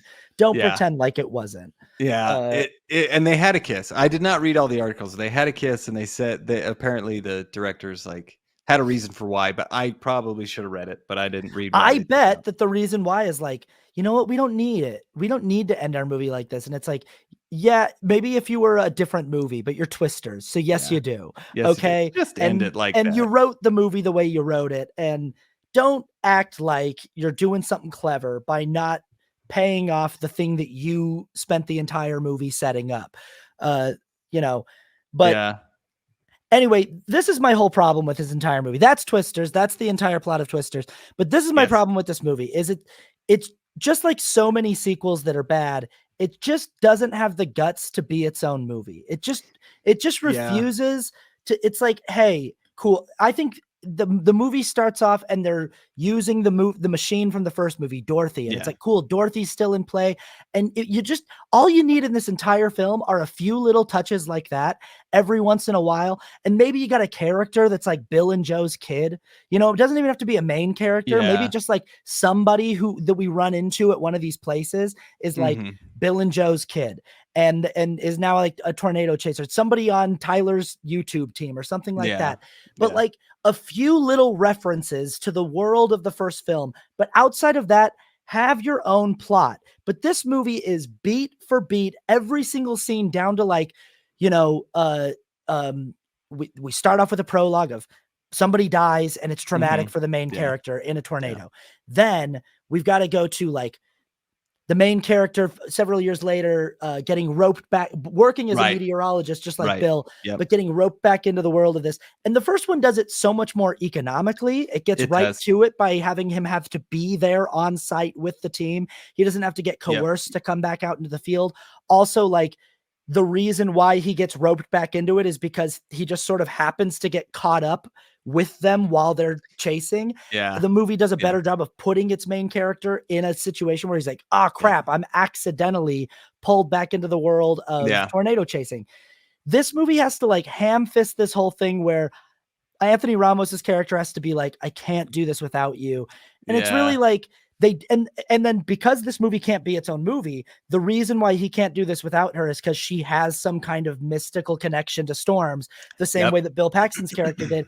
Instead of like, hey, it could just be as simple as he's never met anyone who knows more about tornado science than her. And and the movie does that. Like, it has her speak about storm science, her and Tyler, in a way that no character in the first movie does. And it's like, that's all it needs to be. They don't need to have some magical understanding of like what a storm is thinking. It can just be that they just know more about it. Like they're just, really smart. But the movie has to follow the beats of then we do the whole gas station scene where Jonas shows up in the first movie and we have this the confrontation between the two teams. We do that in Twister. It's like at the same gas station. It looks like it literally it's station. Like everything looks like we're just doing beat for beat. We do the twins scene where the Twister separates into twins and someone goes, we got twins. We do Twister at the movie theater. We do going to in movie one, they go to the aunt's house for lunch. And in this movie, she goes, after this, we can go to my mom's house for lunch, and they do. And then she goes to her mom's house and all that.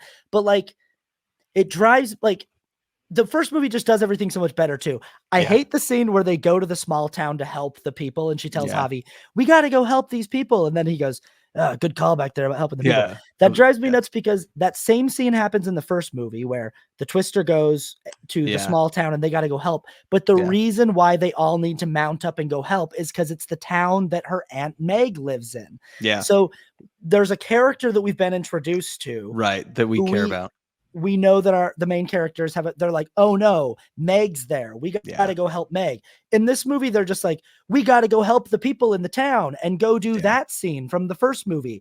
Even though like, sure. Okay. But like, that doesn't seem to be like, what are you guys? Are you tornado chasers who want to research and learn about tornadoes? Or are you, a tornado relief team that goes to towns that just got hit by tornadoes? Like, which is it? And then one of my least favorite instances in this film of copying the screenplay from the first one and having one of these sequel moments that's so forced is when Javi looks at Kate and goes, hey, it's good to have you back. And she goes, I'm not back. And it's the reference from the first film. And it's like, okay, in the first movie, that makes sense because Bill's been gone from the team. He shows up. Everyone thinks he's back. And he keeps having to tell everyone, no, I'm not back. I'm just getting my divorce papers signed. In this movie, it's not like Javi's been out chasing and Kate left the team and now she's coming back. She doesn't know anybody on the team. And neither one of them have been chasing. This is both of them are back. So when he says it's good to have you back, it doesn't make sense why he would be saying that other than to reference the first film. And the screenplay is constantly sort of like forcing moments like that to happen because it's like, well, that we got to do that thing where we're winking at the audience and saying, remember from the first film? And it's like, okay, either find a better way to do that or just don't do it. You don't even need to do it. You don't need to do it. It really the first movie, in my opinion, is way better. It uses the pacing is way better. It moves quicker. It knows what it is and it makes it fun. This one, I felt like I still had some fun. Like There's moments. My kids enjoyed it. And I'm glad they got to see that. I want to show them the first one now to show them that it is more fun. But I enjoyed it. I had a fun time. But I felt the thing that bothered me the most about Twisters is that it didn't, like, the first one ups the ante and heightens the tension for everything. This one kind of just like felt like it was anticlimactic, kind of like you said. Like some things just didn't push it to where it could go. Like push the movie, push the action, push the tension. Like the water tower scene is the biggest thing for me. Like you could have made that so cool. Like the tower is falling and they're like, oh, we got to get out. Like you could have heightened the tension. You could have added a lot more elements in there that made it even scarier and even more tense. But they didn't. It just kind of like falls over and then it pins him down. And it's not even like you see him get pinned down. it like shows the water tower, and then the next scene you see him, he's like, or the next shot you see him, he's like under it, and I was like, that's weird. It just feels like this movie, the screenplay is just checking boxes going, cool. Yeah. So first movie's got 6 twisters. We got 9, like, or Yeah. something like, as long as we've got more things, or like, oh, the first, like this movie, the second movie has a higher body count. Yeah. You know, the first movie has, I think, like 4 or 5 people die. And this movie, I think I counted like 11 or 12 people die. And it's like, yeah, a lot of people die in the theater. Yeah. Got a higher body count, like more people are Yeah. dying. But it's just checking boxes of like, we're doing all of these moments. You've got Dorothy, we've got Tin Man, Scarecrow, Lion, and Wizard. So we're upping the ante. We're doing all these We've things. got but it's more like, than you. Yeah, but it's like, cool, awesome. I see you following sequel logic and sequel law. I just want to go, just make your own movie though. Like, write a movie that has its own plot instead. And you guys have a machine that measures a tornado. We have a machine that will kill a tornado. Everything's heightening, but like the movie itself doesn't really make tornadoes that menacing, because Tyler like goes and just posts up in them and shoots fireworks into them. And it's weird. It's like both of these movies sort of have this problem of like, they can't decide if tornadoes are fun or tragic and terrifying. Like, and even in the first movie, it's got this problem of Joe gets really excited by tornadoes, but then she's also like devastated and traumatized by what tornadoes did to her. And it's like, you know, it's funny though. And I totally agree with the first movie, because I noticed that as well this time. Like, it doesn't, sometimes they're fun, sometimes they're scary, but the movie indicates it a lot better in the first one, if it's fun or if it's scary. Like, the first tornado that they see, like, it's scary. They're in the ditch, right? And they're like, oh crap, you can tell that they're scared. But then the second one, there's a cow that's getting spun around, which is like, oh, this is kind of funny. You know, and like, whether or not it works, you know, I could see either way, but it tells you what it is. And they also, when it's scary, you hear it. Like the scene in the first movie is done really, really well, because they have like, the tornadoes are almost like growling. Right? Like, I'm sure they added a lot of animal sounds into it. Like, it's really like, it's like, roar, right? Like, it sounds like a roar. In this, in Twisters, it didn't really, like, they treated it more realistically, which is, you could say that it's fine, but I liked having that like roar and like the menace of the tornadoes, like you're talking about. Like, they're the monster. They're the scary thing. Like, make them more scary. Like with the fire tornado, like, make it go up. Like, that fire tornado was a cool concept, but it kind of died out pretty quick. It like showed up for and maybe they just thought like, we can only sustain this. The tornado can only really exist where the fire is spouting out. It can't like take off on its own. That wouldn't make meteorological sense. No. And so you know, you can make it. You got a big old gas tank that has a leak and start on fire, and it lifts it up, and it's in the, you know, like, I mean, that's stupid, you know, but whatever. Again, it's fun. Roll with it. That's something. Things that I like in Twisters that I think work nicely to give this movie some credit.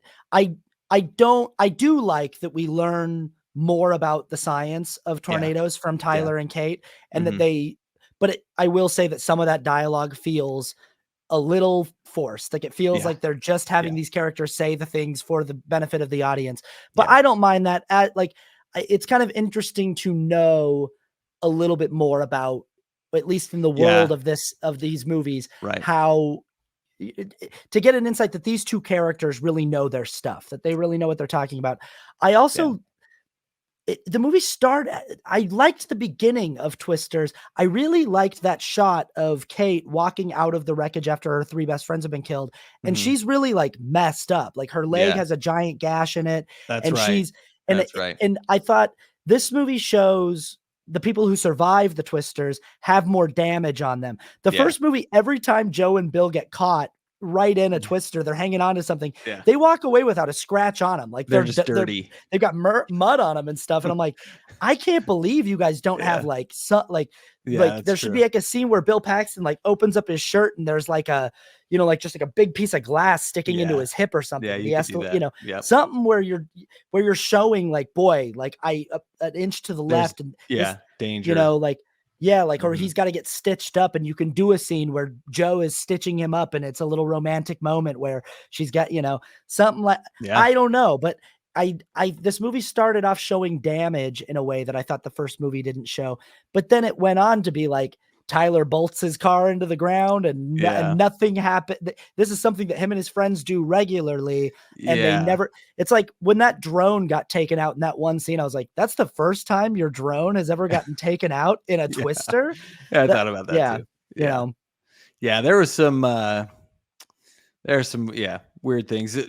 Twister for sure. First one for me, far better film, and I enjoyed it a lot more. Twisters, though, I had a lot of fun. But should we get into the scale? Let's do it. Let's go. Let's scale it.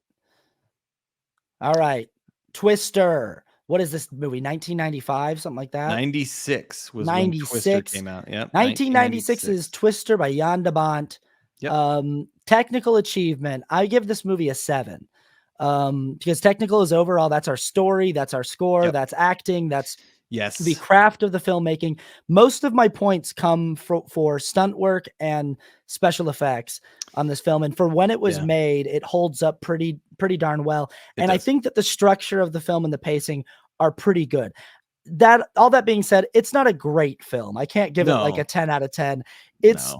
It's pretty corny and in ways where sometimes it knows what it is and sometimes it's just like not great, and there's not much to it. Like there's just not much there. But I give it a 7 out of 10 technical. Okay. No, I think that's great. I think it I agree. The structure of this movie is actually really pretty spot on. Like it hits pretty quick, and it's nice because you get into the first act really, really quick before 30 minutes. And then you see the first tornado also like right at 30 minutes. Yeah. I mean, the first one, I guess, is the F5. That's just kind of like a teaser. But anyway, so structurally, it's actually it's surprisingly good. The story I enjoyed enough. It is kind of like cheesy sometimes. And like, the whole, the whole love story is kind of forced in some ways, but it's enough. The visual effects are great. Like it still holds up besides the one shot, which we've talked about enough, but so it is, I think technically it's actually better than you might think it is. Like objectively trying to be objective. It's really good. And the score is good. Like the music, actually, there's a lot of really good music, 90s music in this. And I remember all these songs. It's crazy how nostalgic it was as well. Oh yeah. Like hearing all the songs, but the score is good. The sound design and the sound of the tornadoes, like we talked about, really, really good. So I give it a 6.8 because of some of the other flaws, but I'm pretty close to yours. So we're right in there. Rewatchability. I will say this. I hadn't watched this movie in probably 20 years, maybe even longer than that, maybe 25 years. I couldn't believe how much of it I remembered and how I was like, oh man, I remember so much about this. I remember so much about Philip Seymour Hoffman's character. That being said, if I go another 20 years and don't watch it again, I that's fine. I think that I give it a 6 on rewatchability. I just am like, it's definitely like still got some effects that are really, really cool, but it's not gonna, I just think like, on the rewatch, I was like, yeah, this movie's fine. It's fine. For what it is, I've never been a huge fan of the disaster movie genre in general. And for what it is, it's fine. And I didn't rewatch it and go, whoa, this is so much worse than I remember it. Right. But I gave it a 6. Cool. I gave this a little bit higher than that. I gave this an 8. All right. Because I watched this movie a ton when I was a kid. Like I loved watching it. And the main reason I give it an 8 is because the pacing is so good. Like it's really quick and it moves. And so I'm probably being a little generous in giving it an 8, but not that I want to watch it all the time, but if it was on and I had to watch it, it's enjoyable. And it will move. It's not that long, I don't even know. If I'm at my parents' house and it's like Thanksgiving and Twister's on TV and somebody puts it on, I'd be like, oh, Twister. I'd sit down and I can rewatch it a lot. So anyway, so I give that an 8. The ending, I gave an 8 to the ending. I really like this last stunt and how they did it practically, even though biggest plot armor in the world, these two, Yes. and just biggest suspension of disbelief possible. But it's a really nice heightening to have our two main characters wind up in the vortex of the tornado.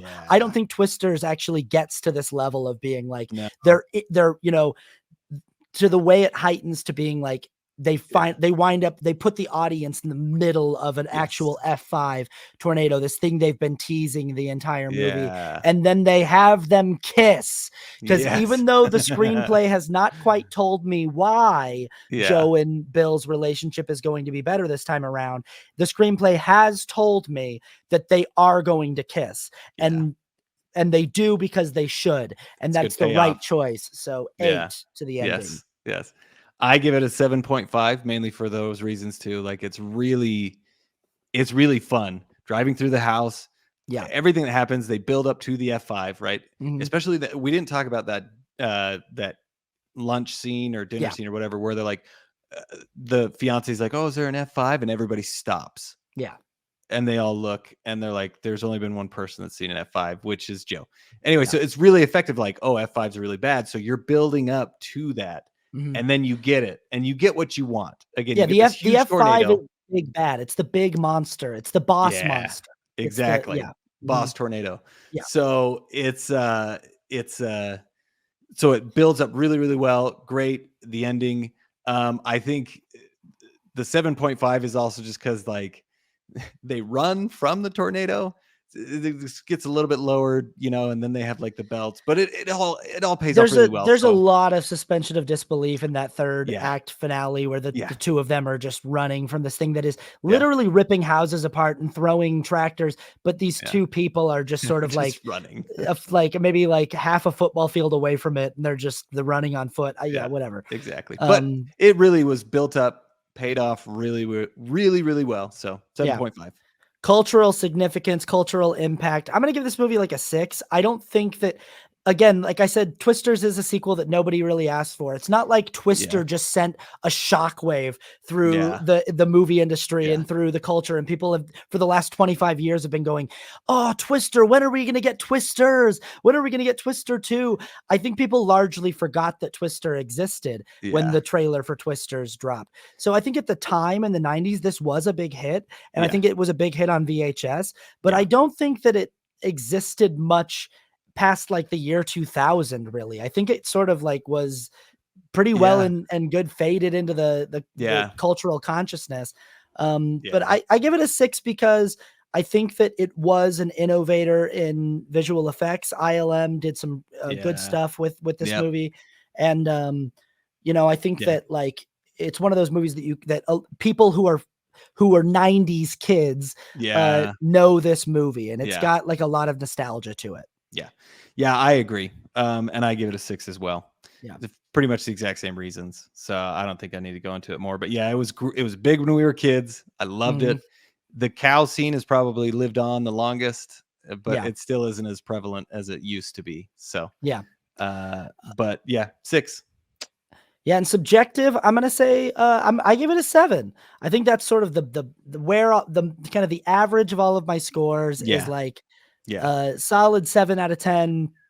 B movie, B disaster movie. Like as far as this kind of movie goes, there are so many worse versions of this kind of movie. And this is a pretty solid one. I think Helen Hunt does a lot to elevate this movie, and Bill Paxton as well. I think the whole cast, Philip Seymour Hoffman, Carrie Elways, and like some pretty assured direction and action direction from Jan de Bont does enough to make this movie, in my opinion, like a solid you know, B minus movie. Yeah, I have 7.5. I think because it's more the nostalgia. Like I could quote pretty much the whole movie, which is funny. But it had a big impact on me. It's a little bit of a guilty pleasure because some of you have to admit some of it is cheesy and kind of crazy and dumb. But I really like it. So 7.5. Okay, 2024's Twisters, the scores. Here we are. Technical achievement for Twisters. This is everything. This is the script from the. I'm giving this movie a 5, and that is pretty much only for the special effects and action. There were some sequences. There were the things that I mentioned about how I liked showing the destruction of a Twister more. I uh I didn't really like this movie. I think that's obvious from my response to it. Right. I'm gonna give it a 5 overall, middle of the road for like pretty well handled from a technical aspect, but a lot of the storytelling I think was just really lazy. It's just sort of like lazily retreading the beats of the first movie. Yeah. And the first movie does pretty much every single one of them better. So 5 out of 10. Yeah, no, that's good. I gave it a 6. I had fun with my kids, which is kind of maybe. Well, this is technical, so it doesn't really go into it, but it's definitely not as good as the first screenplay or the visual effects. You could probably say might be better, but yeah, it's stealing the plot from the first one, so you can't really like give it credit for a lot of things. So yeah, and I mean, but there was a lot of other stuff that kind of looked good. I do have to say, we forgot to say this, that Lee Isaac Chung directed Twisters. He went to the University of Utah for film school. Did you know that? Well, actually, now I like the movie a lot because he's a Ute. He's a grad. He's an alumni. That's cool. Wow. Yeah. Okay. Very cool. Unfortunately, he directed the worst episode, in my opinion, of The Mandalorian, which is Oh, wow. It was so boring. Which one was that? It was the one where the start was awesome, but then like it follows that guy who was testing Baby Yoda, and like he gets rehabilitated. Is this in like season 3? Yeah. Yeah, I haven't seen season 3. I stopped watching that show. Okay. Well, anyway, that was my least favorite show. But this one, he did a lot better in this.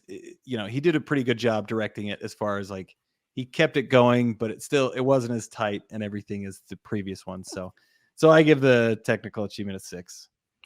Rewatchability. I don't really ever want to watch this movie again, to be honest. I am like, it's just one of those movies where I'm like, I don't really know what the rewatchability is yet because I haven't watched it again, but I have no desire to watch this movie again. I don't want Warner Brothers to keep making Twister movies unless they're going to do something different with the story or find some way. It just didn't feel like that this movie earned its reason to exist, in my opinion. I could see that. So I gave it a 3 on rewatchability. Okay.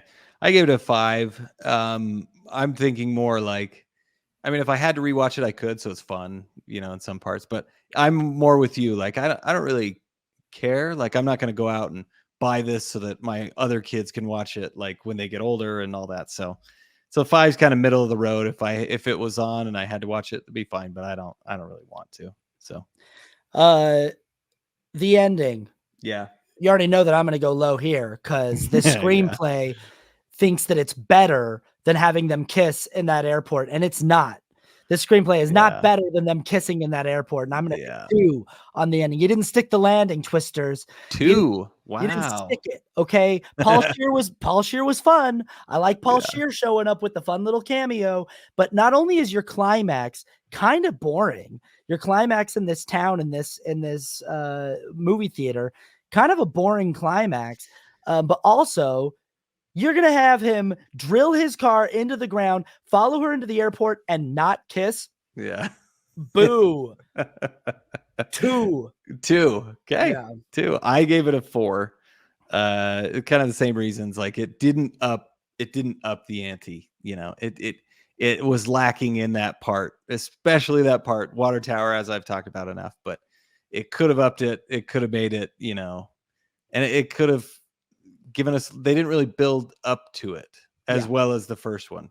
Like the first one, you are waiting for an F5 and you get it and you get everything you want. This one, it's like, I mean, they're going to dissipate it, but it wasn't as good of a build up. So we don't really, and this movie, for all of the beat copying that it does of the first movie, they don't have a scene where they copy the beat of explaining to the audience why EF5 is worse than an EF1 or 2 or 3 or 4. And they just sort of treat all of the different degrees of tornadoes in this movie like they're more or less the same.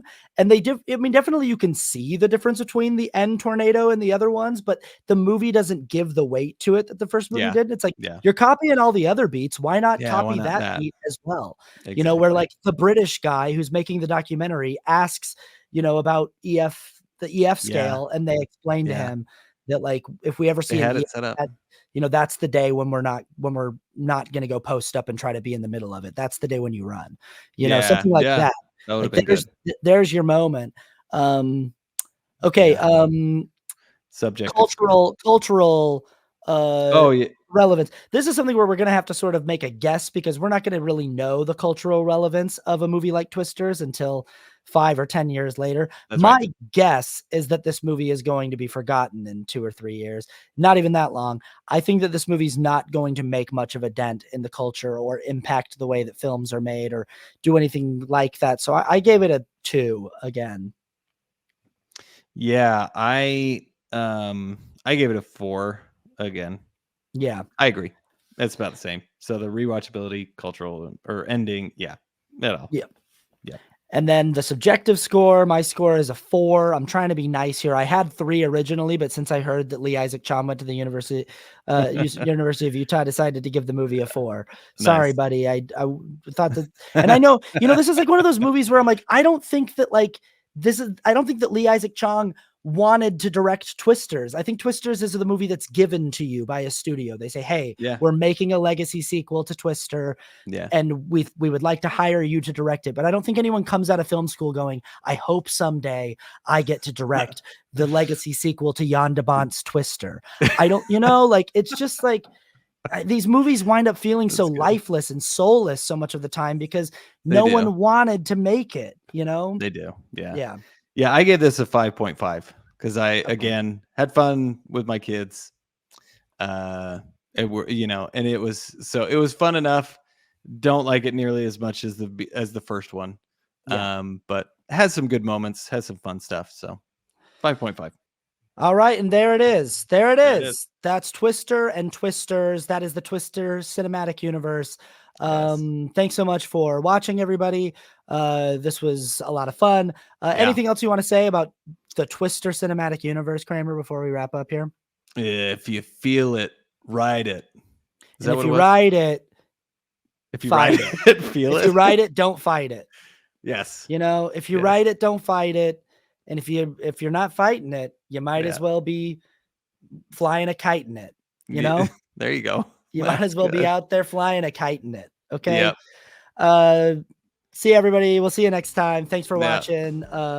Like and share and subscribe and all those things or whatever on whatever you do. And okay. Bye-bye. Yeah, we'll see you next time.